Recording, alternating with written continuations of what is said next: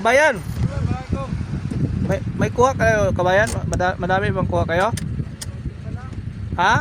Wala, pinuntian lang namin, baka mabigat kasi, wala kami masakyan ba? Interview natin to sila mga kabayan.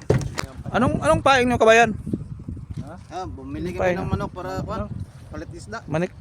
Manok lang tapos yun yung paing nila kabayan, no? Manok ang paing nila kabayan, mga social to. Baka pwede, Anong ulam? Anong kuha mo? Uy, ano yun? Tangin na. nakahabol. May nahuhuli sila kabayan. Ano yan? Indong. Ngayon kabayan, baka Ha? yung indong. Pangulam na lang natin, mahihingi pa yata ito. Hmm? Kaya nga. Pwede ba namin hingin na lang namin yung ano kabayan? Manok? Yung paing. Kung paano nagtatapon ng pamingit si kabayan.